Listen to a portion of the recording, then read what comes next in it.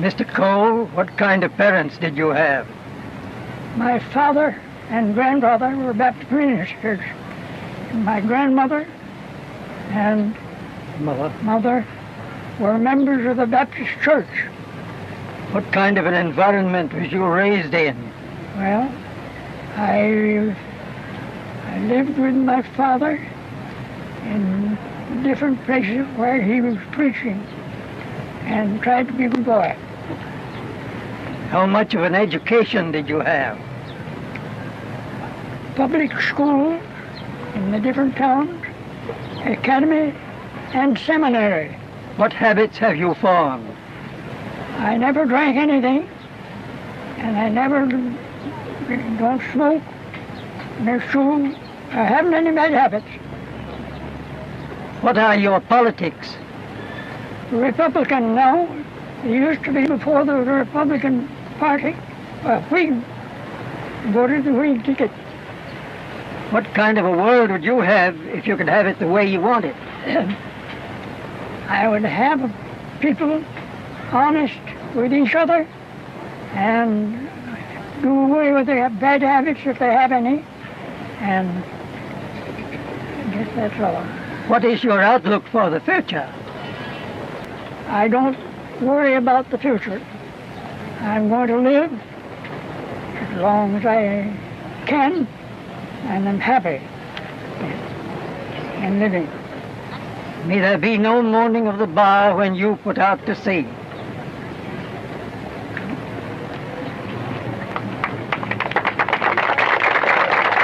Arise, my soul.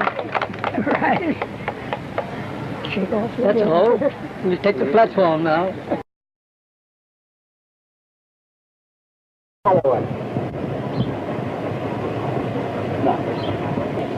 Hello, folks. How you feel? Good this morning? Hope you do. I'm trying to get on my feet again. Feel pretty good. Thankful it's as well as it is. Oh, boys, I'm pleased to see you. I don't know where you come from, but I give you all the welcome I've got to offer you.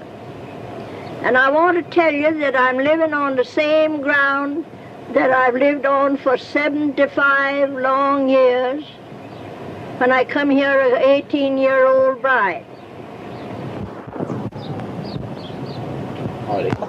I went to Washington 50 years and a little more ago. I saw all the people around there and been with the presidents. And I learned a great many things up there that I didn't know before. I'll add a little more to it. I was one of the board of lady managers for the Chicago Exposition. And I served my full time in Chicago and learned a good many things over there. I was a delegate to the Tennessee Centennial Exposition.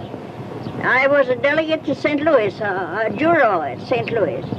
I think for a North Georgia cracker of my size and age, I've had a pretty good education on that line. That do all right? I was a 3-year-old girl when the Indians were moved from this country to Indian Territory.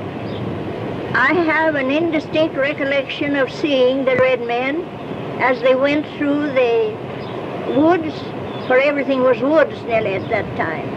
I have a distinct impression, if a 3-year-old child can have it. Nevertheless, I've been here since that time, and I've seen the march of progress all the way.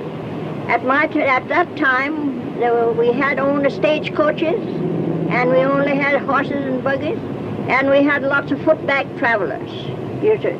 Now I've seen it come along all this way, and the airplane goes over my house going on its way, and it's got to be such a common thing, the old girl don't go even out to see if she can look at it.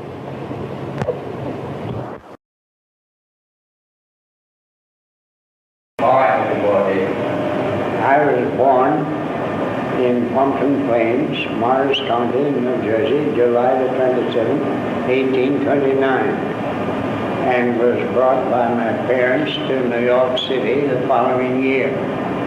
New York City has very materially changed in its appearance from those days. Then it was filled with buildings of a character much lower in height than at present. Now it is with buildings of a massive height and 15 to 20 stories, filled and occupied with people who are transacting all sorts of business and seemingly are successful in their undertakings. That it may be allotted to me to remain as long as I may be of use and benefit to my fellow beings and to the city of New York, which has always extended to me favors upon favors which I can never forget nor can never repay.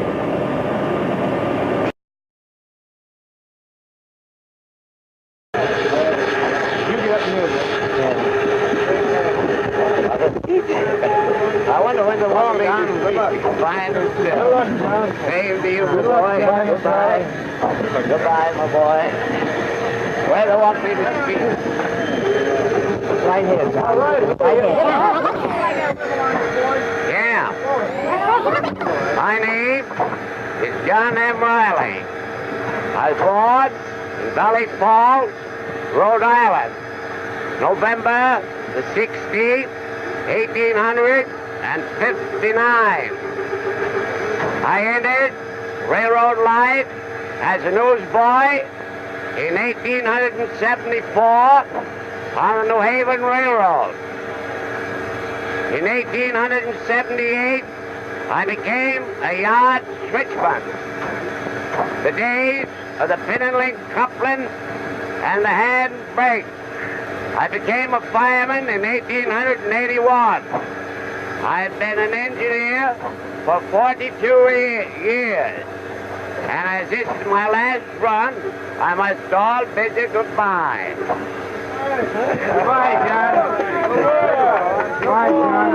Goodbye, John. Goodbye,